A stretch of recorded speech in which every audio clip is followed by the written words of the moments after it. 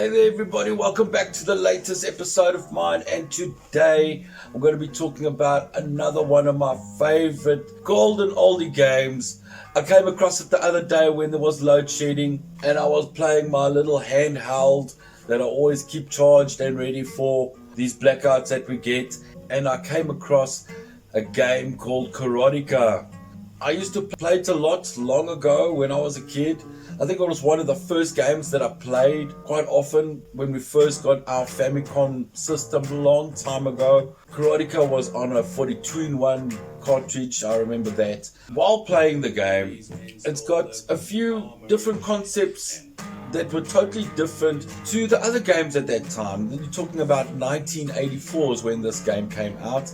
Other games that came out at that same year was Ye Air, Kung Fu, and Karate Champ. Karate Champ was massive. I remember seeing it in so many cafes and in so many arcades when I was so young. Karateka has a system of gameplay. If you push up, you are in running mode. If you push down, then you're in combat mode. So you run towards your opponents and you have to push down, because if you run straight into them, you'll die. I don't know why, but you have to be in fighting stance to engage the opponent. You can also bow, but I'm not sure how I can bow. But anyway, you got basic kicks and hits. It's difficult to land your punches in. You have to use certain maneuvers within the game to get closer to your opponent, such as your Tsugihashi and your Ayumiyashi. All these type of things combining with your Yokogeriki Agi and your Zanbonzukis. For me, my personal thing about the game, I enjoy the Zanbonzukis. Word of advice is, when you start fighting your opponents and you beat them, do not wait around, because they will just keep coming.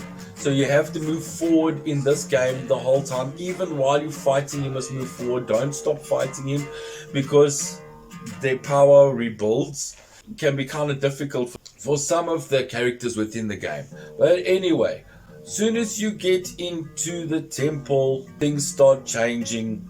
That is the second stage. Each level you see the clothing start to differ for the rank and the level of difficulty. And you proceed through the stage like in the first game. It's a 2D side-scroller game. And in this stage you get introduced to these funny, I don't know what they are, look like vultures or turkeys, but they take a lot of power, so you must hit them before they bite you.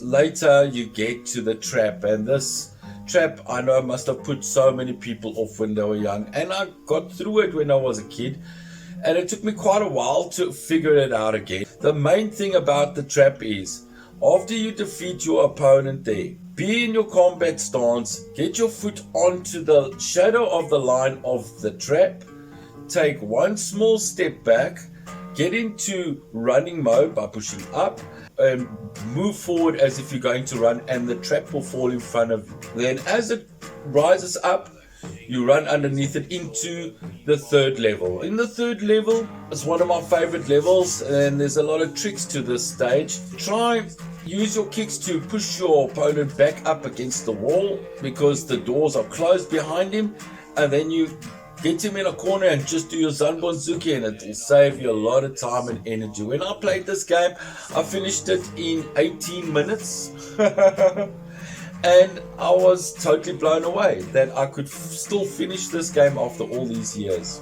Now, after I think your third or fourth character, by using that special cheat on them, you get the last door. As soon as you kick the door open, you start to get bombarded by all these vultures or turkeys, a lot of them, and your hits must be accurate and precise. After you defeat them, then you get to the last stage.